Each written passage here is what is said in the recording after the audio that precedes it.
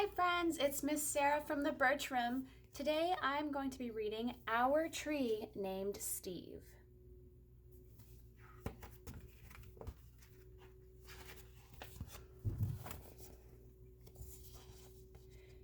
Dear kids, a long time ago, when you were little, Mom and I took you to where we wanted to build a house for us to live in. But in order to build there, men had to come and clear the land.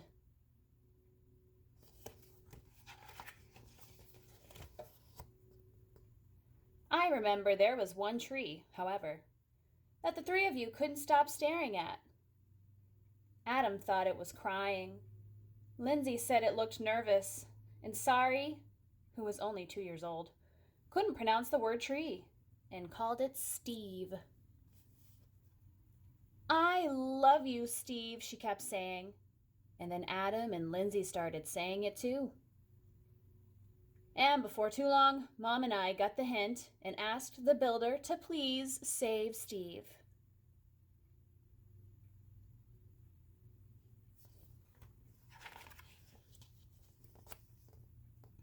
The day we moved in, Steve was there to greet us.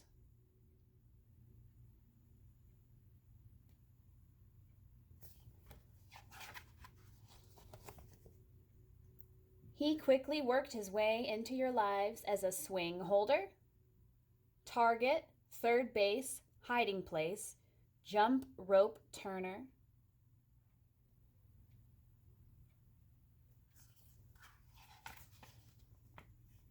And whenever our dryer broke down, he held our underwear with pride.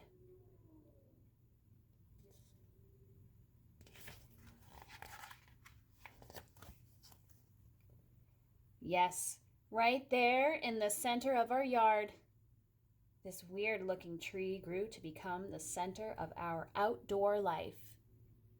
Through all our barbecues, campouts, dance parties,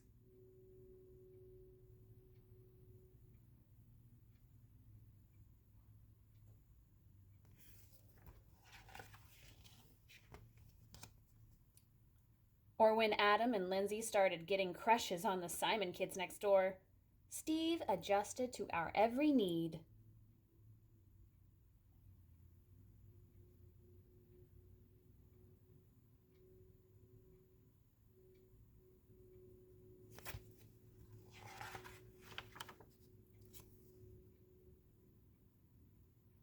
And it wasn't always easy, standing tall through snowstorms in the winter.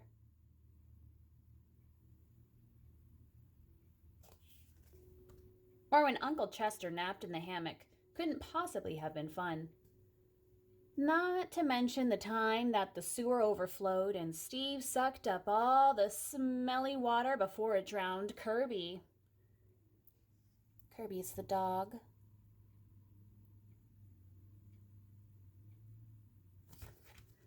Then, Steve got so sick himself that the tree doctor had to give him a haircut, and it made him look like a big thumb.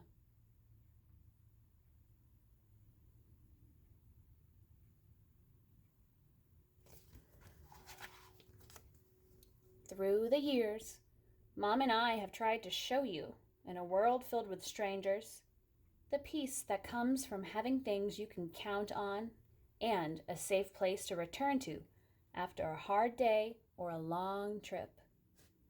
Which brings me to the point of this letter. Last week, a storm hit our area.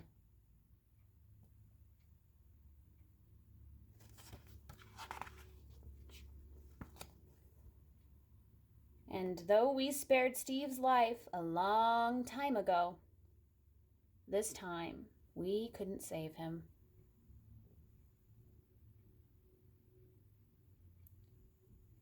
Steve blew over in a storm.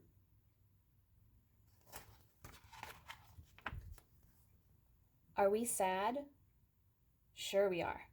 But even in his final moments, when he could have fallen on our house, Sari's swings, Kirby's house, or Mom's garden, Steve performed his last trick and protected all of us to the very end.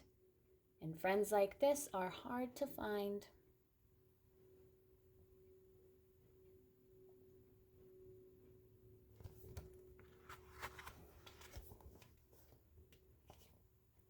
So when you come home from Grandma's next week, Steve will not be able to greet you as he's done in the past. I'm sorry. But please know that Steve will always be with us, in our hearts, in our thoughts. Kirby's laying on the tree stump of Steve.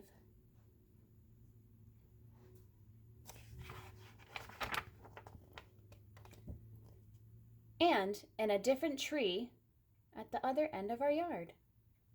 See you next week. Love, Dad.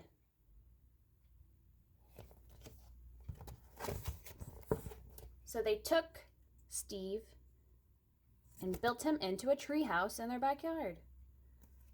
How special! Steve is still with them, but he's now a tree house.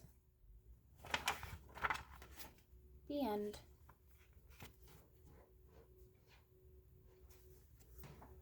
Thanks for listening, friends.